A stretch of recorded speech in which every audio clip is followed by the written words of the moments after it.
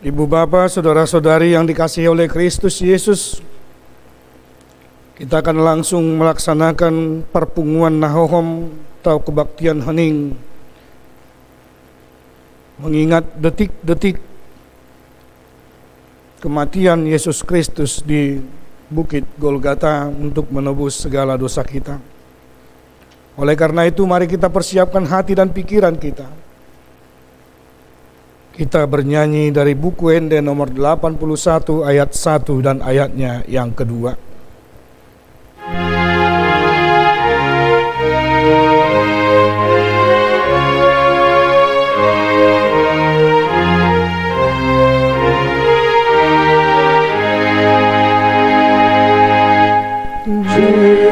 Yesus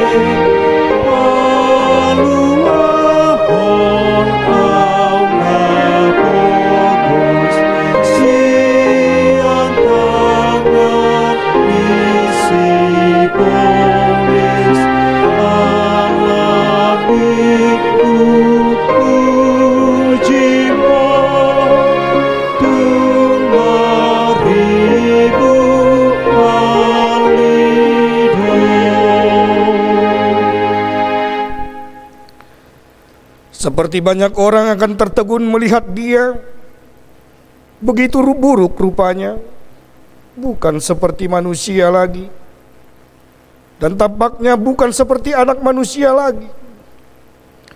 Ia dihina dan dihindari orang, seorang yang penuh kesengsaraan dan yang biasa menderita kesakitan.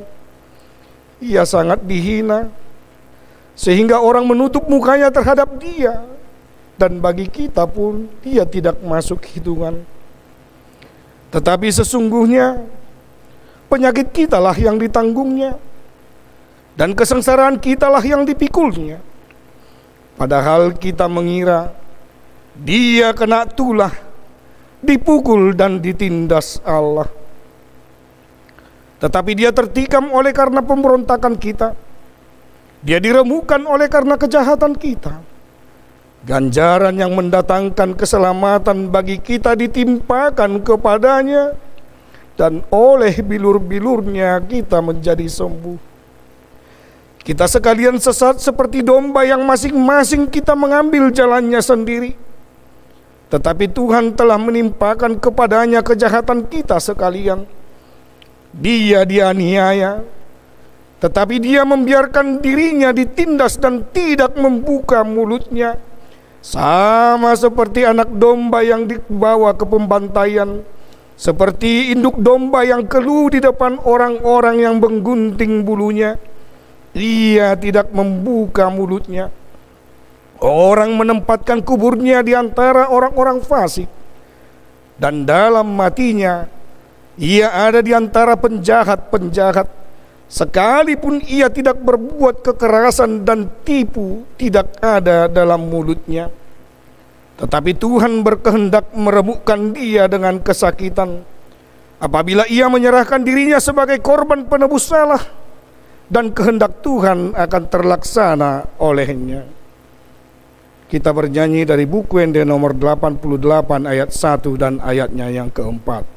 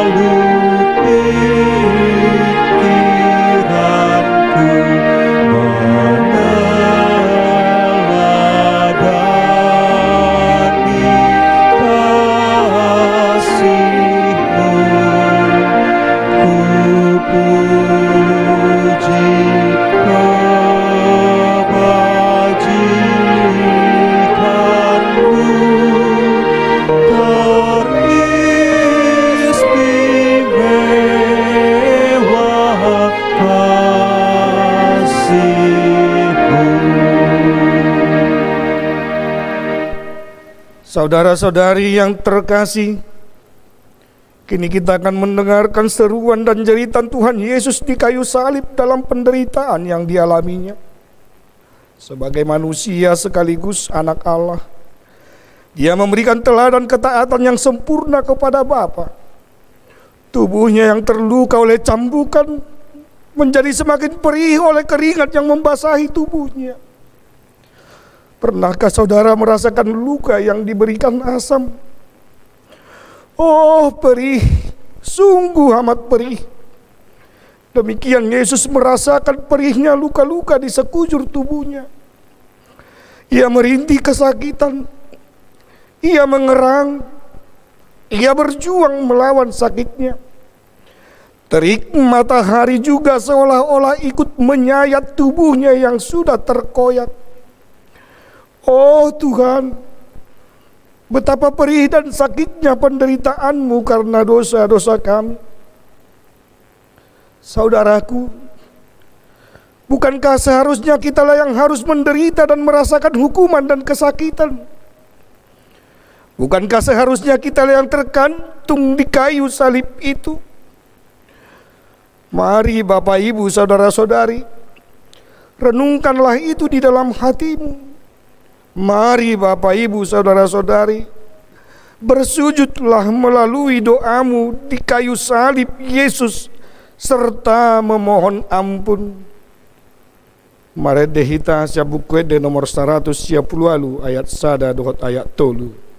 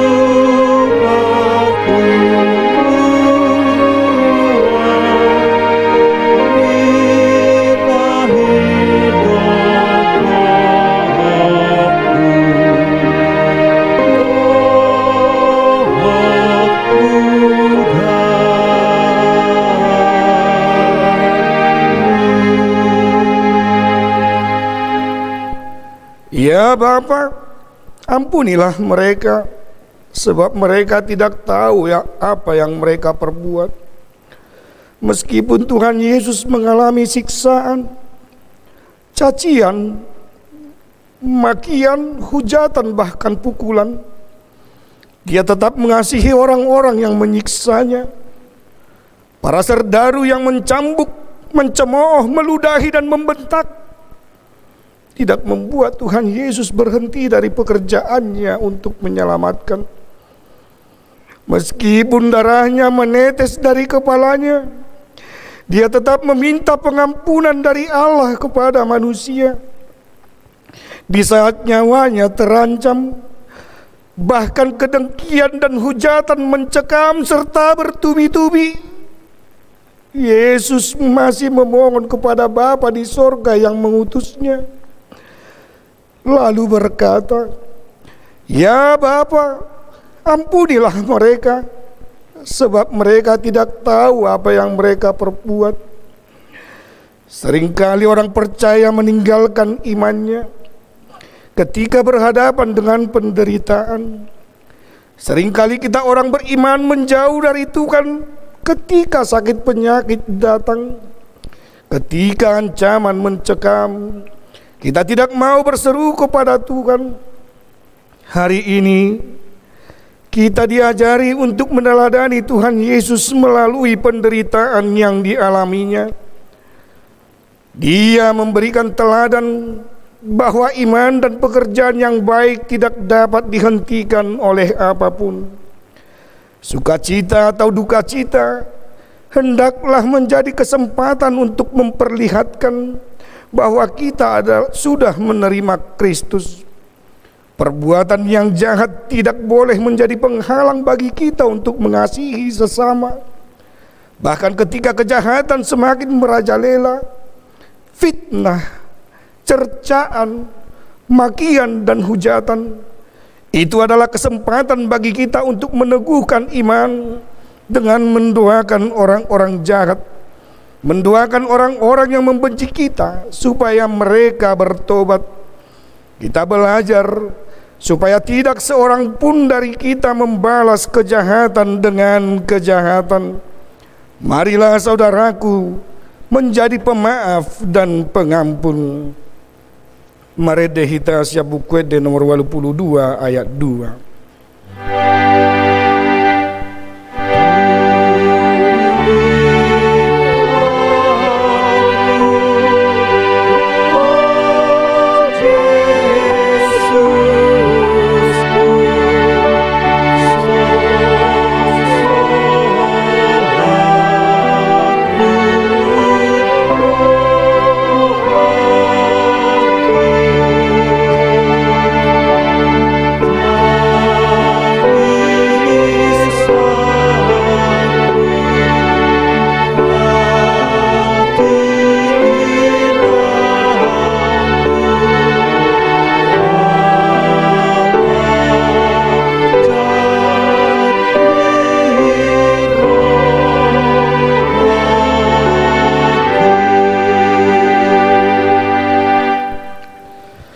Aku berkata kepadamu, sesungguhnya hari ini juga engkau akan ada bersama-sama dengan aku di dalam Firdaus.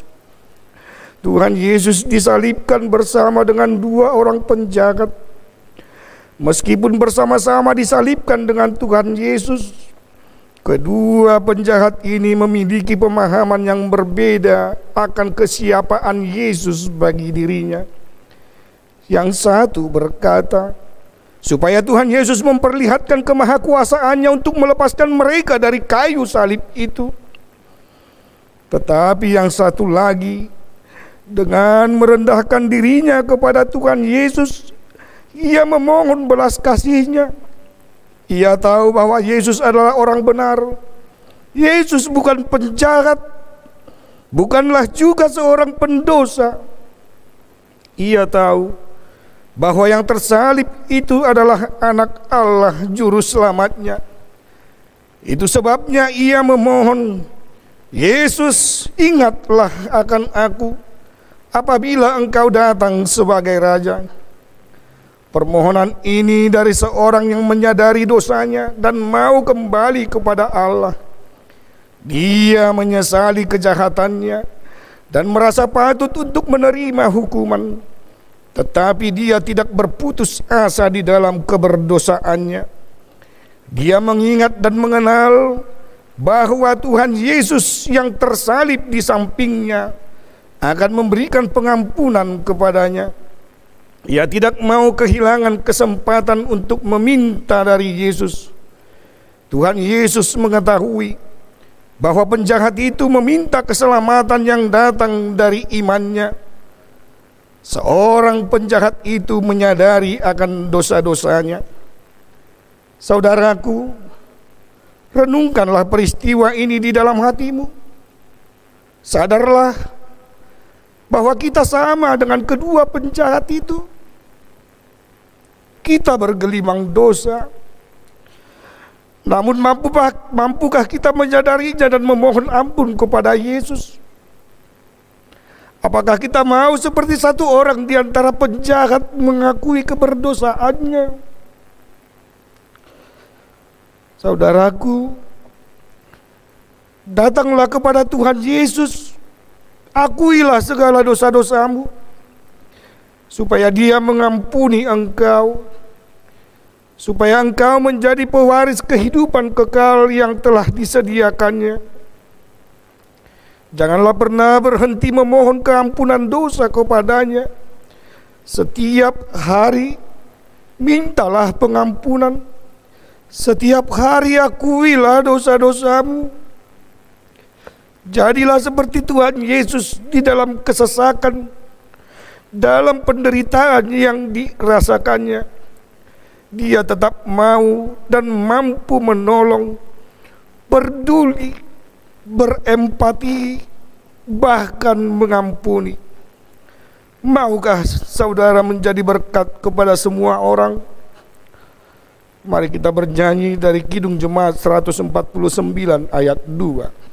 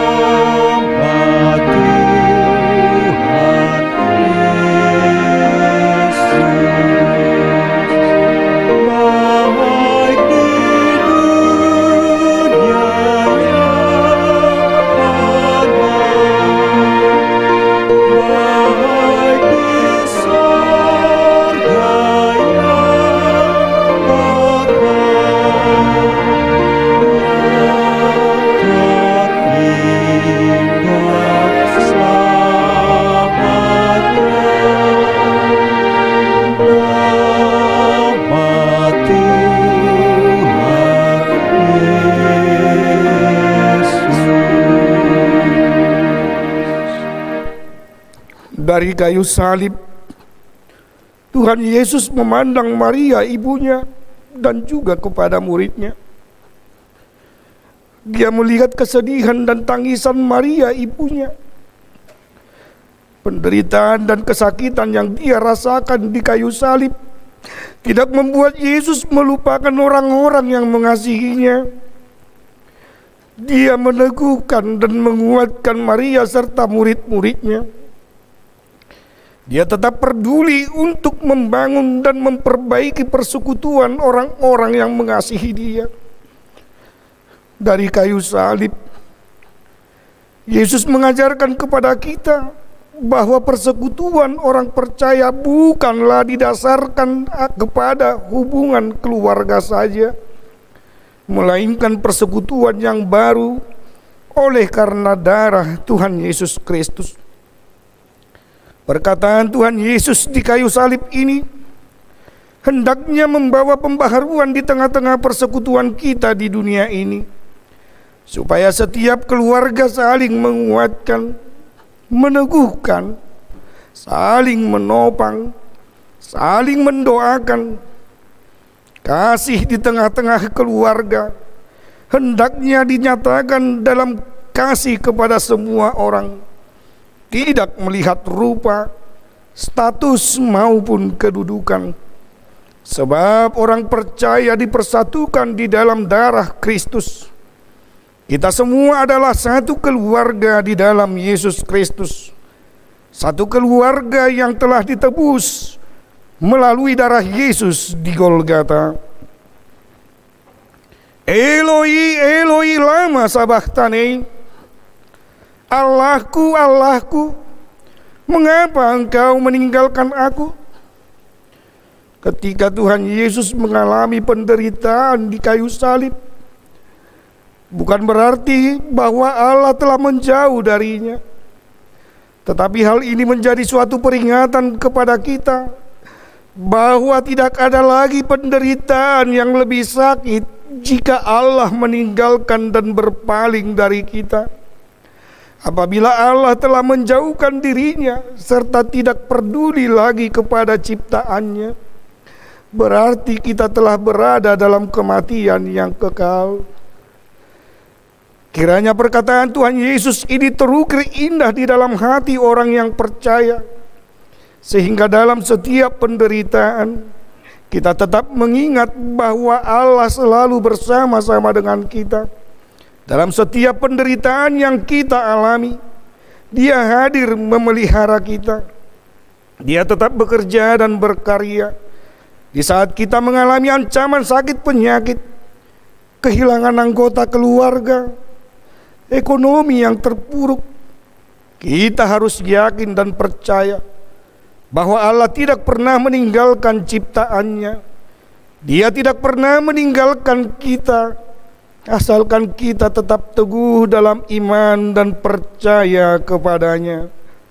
Kita bernyanyi dari Kidung Jemaat 183 ayat 2.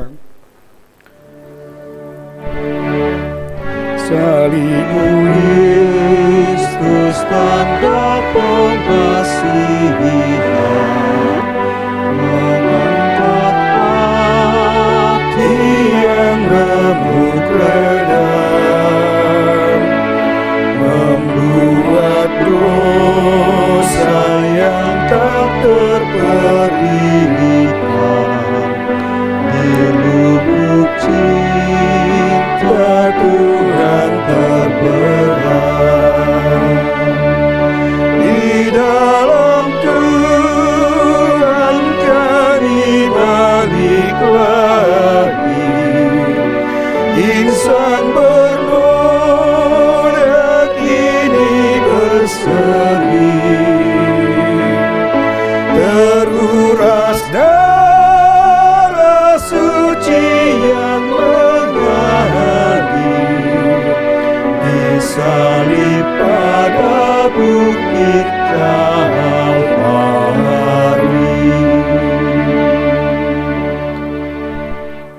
Aku haus. Seseorang yang mengalami kehausan pasti lebih menderita daripada kelaparan.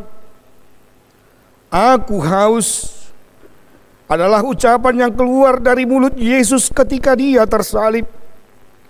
Bukankah Yesus sendiri pernah berkata, "Akulah air kehidupan. Barang siapa minum air yang kuberikan kepadanya, ia tidak akan haus untuk selama-lamanya." Dengan perkataan "aku haus", ini hendak mengatakan bahwa Yesus benar-benar menderita. Penderitaannya begitu berat. Dia yang dulu berkata "akulah air kehidupan", sekarang Dia benar-benar kehausan. Dia merintih kesakitan. Dia merasakan penderitaan itu. Saudaraku yang terkasih, perkataan Yesus di kayu salib ini hendak mengatakan kepada kita semua, dalam menghadapi pergumulan yang berat, dalam menghadapi ancaman global, Yesus hendak mengatakan bahwa kepahitan dan penderitaan hidup telah berakhir melalui penderitaan Tuhan Yesus. Dia yang adalah sumber air kehidupan, yang membawa manusia kepada hidup sukacita, kini telah menjadi haus, supaya rasa hausnya membuat kita lega. Rasa hausnya menjadikan rasa dahaga kita terpuaskan. Kita menjadi selamat. Benarlah bahwa dialah air kehidupan itu. Maret dehita siabukwe de nomor 170 sia ayat 1 dohot ayat 2.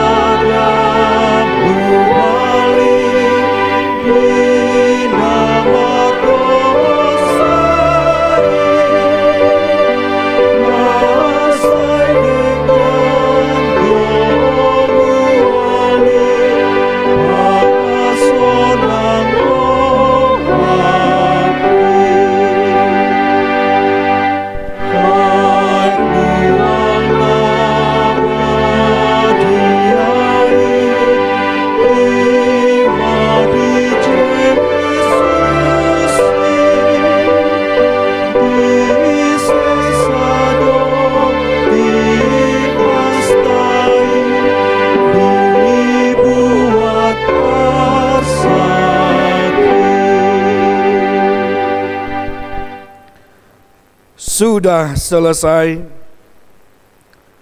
Bukankah perkataan ini mengingatkan kita kepada karya Allah di saat Dia menciptakan dunia ini? Setelah Allah menciptakan dunia ini, Dia beristirahat pada hari yang ke-7.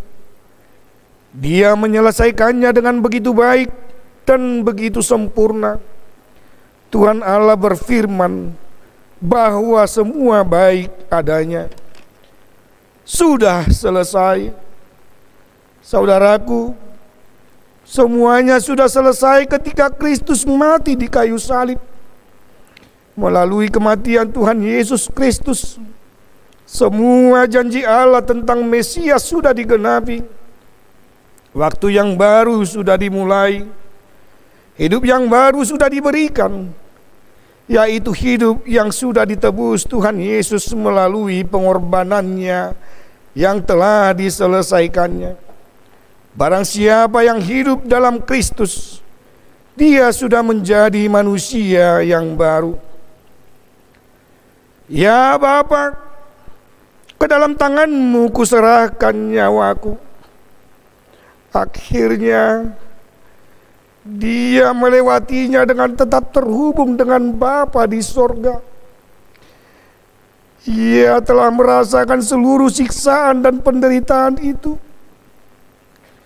Luka-lukanya adalah kesembuhan bagi kita orang berdosa. Luka-lukanya telah membalut luka karena dosa kita. Di akhir hidupnya, Dia menyerahkan dirinya kepada Allah Bapa yang mengutusnya ke tengah dunia ini. Pekerjaan Allah telah diselesaikan Yesus di tengah-tengah dunia yang fana ini. Keselamatan dari Tuhan dinyatakan kepada kita dalam peristiwa salib. Betapa agungnya Engkau ya Tuhan Yesus Juru Selamat kami. Engkau meninggalkan teladan bagi kami untuk senantiasa menyerahkan hidup dan nyawa kami hanya ke dalam tangan-Mu. Ya Bapa, ke dalam tangan-Mu kami serahkan hidup kami, keluarga kami. Ke dalam tangan-Mu kami serahkan gereja-Mu, supaya kami menjadi saksi-Mu di tengah dunia ini. Saudaraku, Yesus semakin letih dan lelah. Dia mengalami dehidrasi. Dia merintih kesakitan. Namun dia tetap mengingat Bapanya. Ia tahu kepada siapa dia menyampaikan permohonannya dan menyerahkan dirinya. Sakit, penyakit, dan penderitaannya tidak membuat dia lupa kepada Bapa yang mengutusnya. Lalu dia menundukkan kepalanya dan mati untuk kita.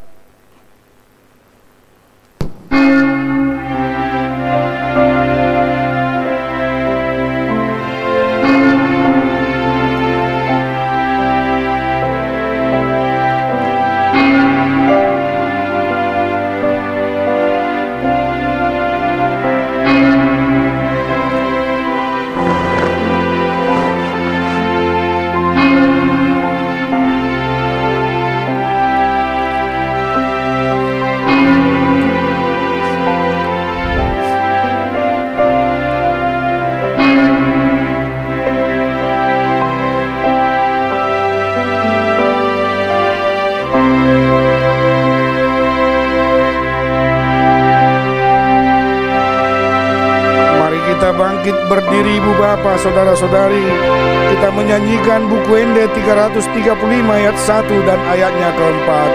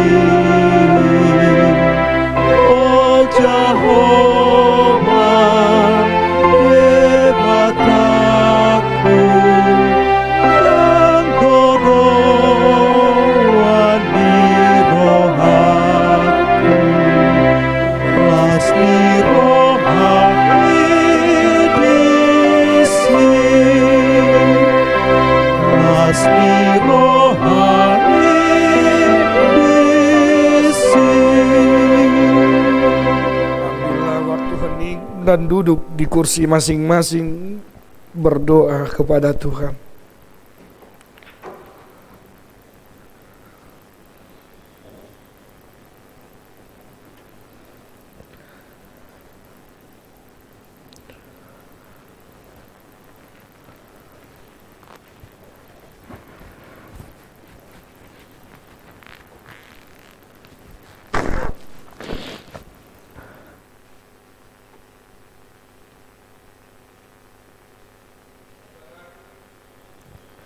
Penderitaan Yesus untuk menyelamatkan kita sudah selesai.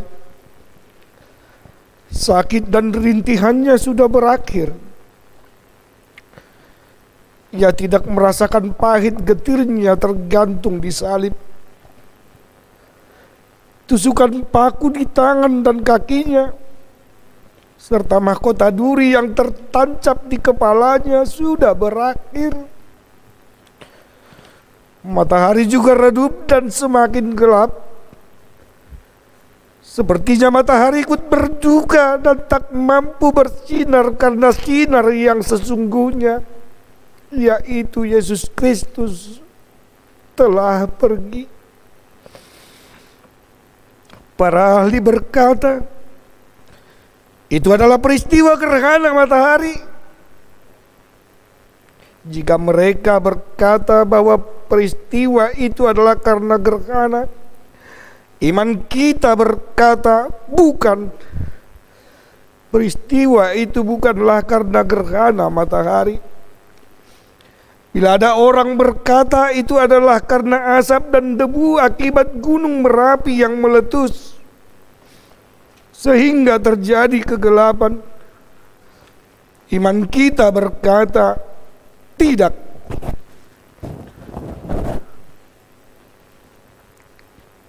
Alam semesta turut berduka karena kematian Tuhan Yesus.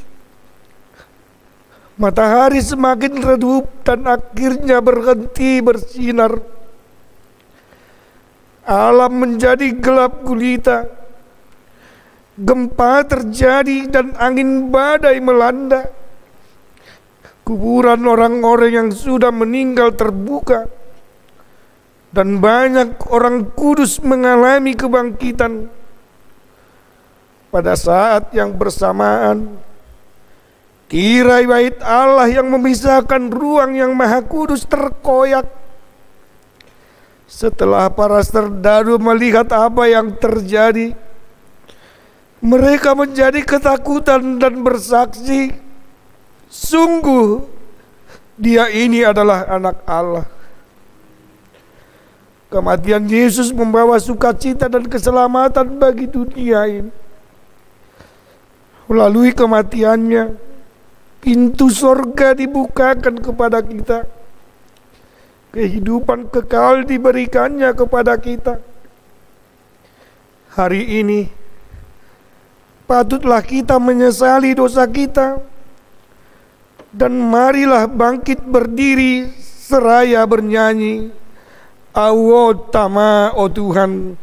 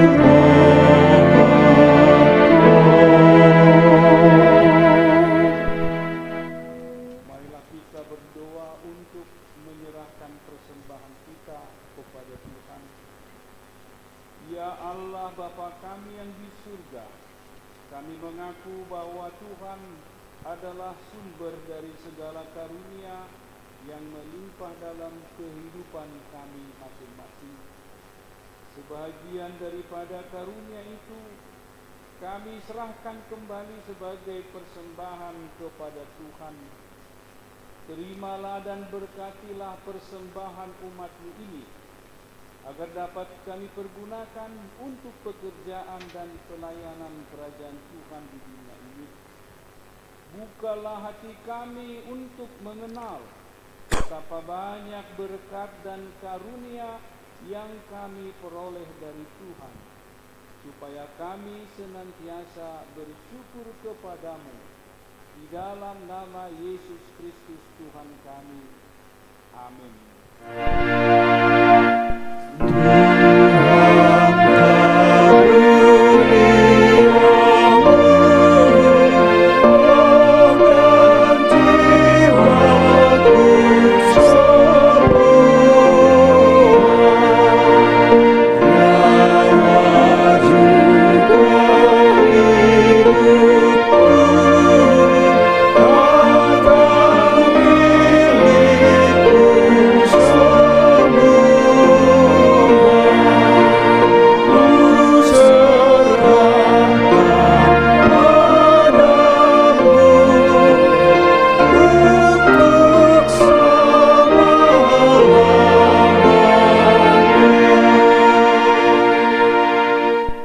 Ya Tuhan Allah Bapa kami yang bertahta di atas segalanya, kasih-Mu jauh lebih besar dari kasih ibu bapa kepada anak-anaknya.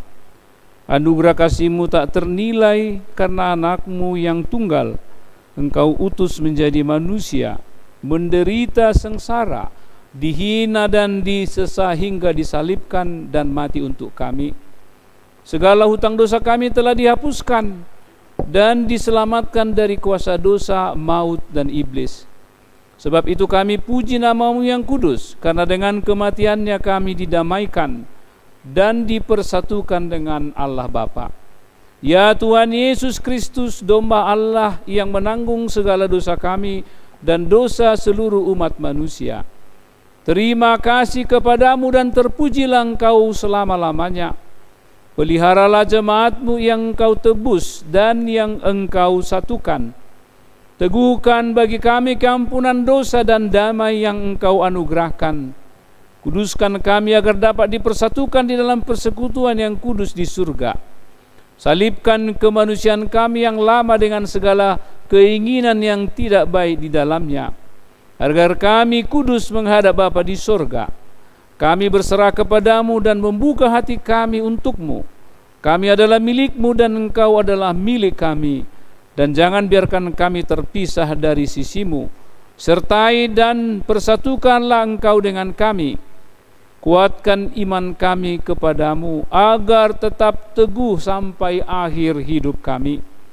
Sertailah seluruh anggota jemaat-Mu yang memberitakan kasih dan jalan kehidupan yang Engkau perbuat.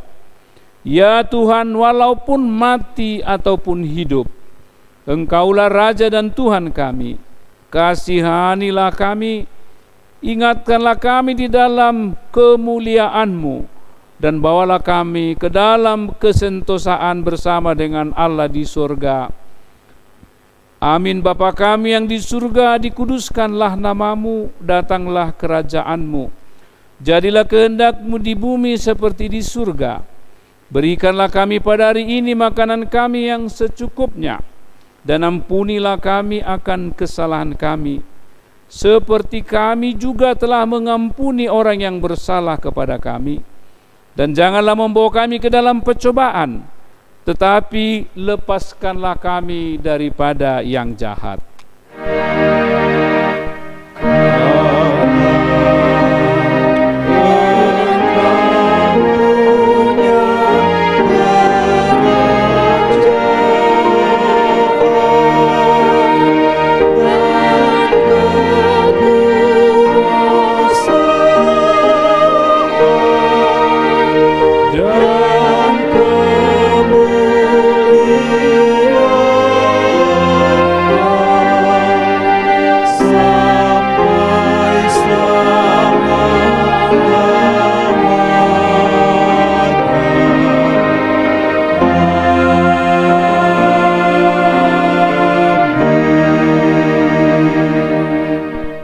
Terimalah berkat Tuhan. Tuhan memberkati engkau dan melindungi engkau.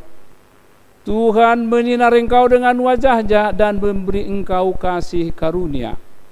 Tuhan menghadapkan wajah-Nya kepadamu dan memberi engkau damai sejahtera.